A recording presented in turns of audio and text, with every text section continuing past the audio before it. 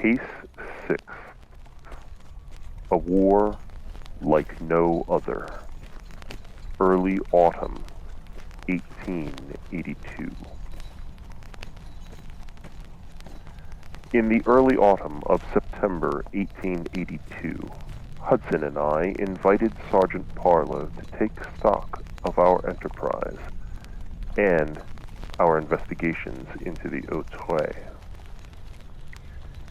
The agency had enough regular work to declare a good profit for its second year of business, and its library, gun cabinet, larder, wine cellar, and staff roster were well stocked. We had defeated, or at least investigated, 6 major incidents of supernatural occurrence, yet there seemed to be a lull in such events. Hudson was suspicious of this current lull and thought it the calm before the storm, whereas both Sergeant Parlow and I were happy at the relative calm. The sergeant even opined that Mr. Hudson should not dwell on such matters, and should instead revel in a newfound peace in the war against agents of the darker powers. The peace was not to last long, however. On the 17th of September, Hudson and I received word that Sergeant Parlow had been stabbed and lay in a hospital bed fighting infection. At his bedside, we found the sergeant awake and lucid, but on morphine for the pain. When asked what had happened, Parlow explained that he had been assigned to a squad that was investigating the kidnapping of women off the streets in some of the more fashionable parts of London, such as Marylebone. Where they were taken, no one knew. Wondering whether any women from less salubrious districts had been taken, Parlow made inquiries of his own and learned from a dolly mop known as Black Lucy that several girls had been taken from the streets they worked in recent weeks, including his own Whitechapel. On the 4th night of watching the streets of Whitechapel, Parlow observed a carriage that was being shunned by some of the local girls. In fact, Parlow suspected that they were actually frightened of this carriage, but this did not appear to dissuade one girl from climbing into it. As the coach passed him, Parlow could see it bore the mark of the Heligol Company, an Anglo German concern that facilitated trade between Germany and the Empire.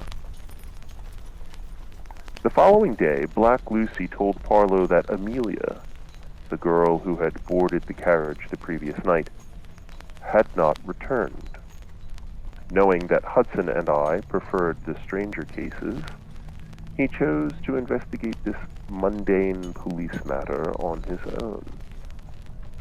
After all, if there was a case to be broken, Scotland Yard might make him a detective. Entering the premises of the Heligol Company proved deceptively easy. The mere levering of a window, and Parlow was in. Perhaps this should have been a warning, but as he peered down from his perch, Parlow blanched at what he saw. Now he understood why the building lacked security. No one would dare steal from the building. Below him, workers were loading crates onto carriages. All women, all with various wounds about their persons and dried blood stains on their garments.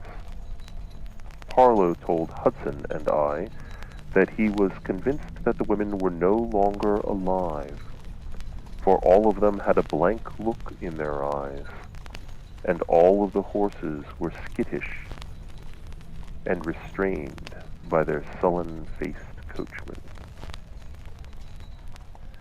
Knowing that this was more than one man could deal with, Parlow decided that he should leave and get help from Hudson and I.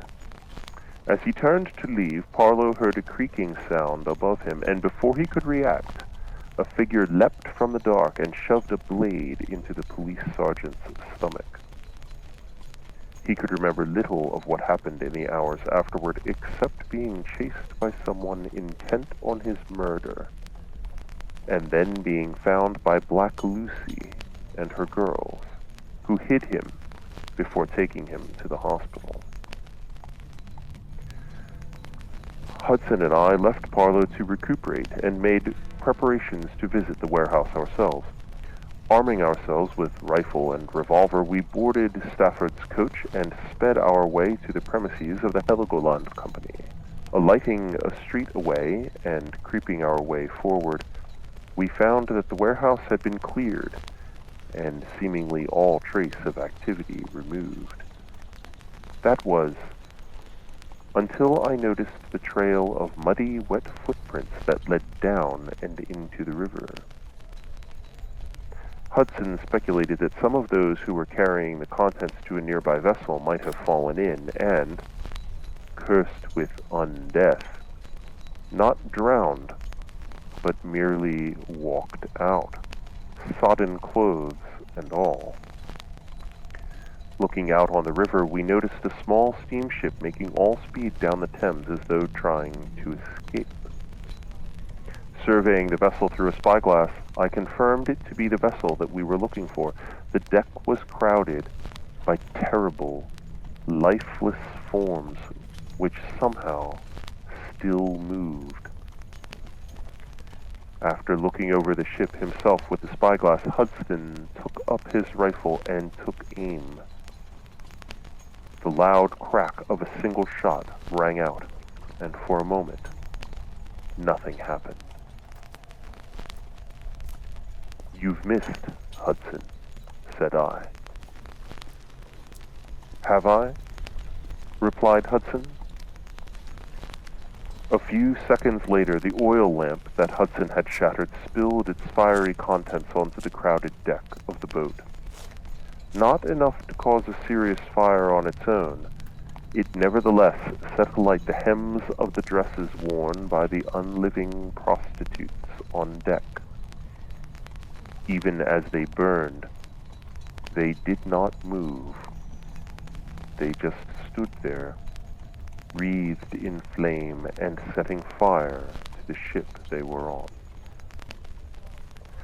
The boat would be recovered by police the next day, and its story would be told in the newspapers as a tragedy, a soiree of dollymops and dockers gone awry through misadventure. Sergeant Parlow's recovery was aided, knowing the evil had been stopped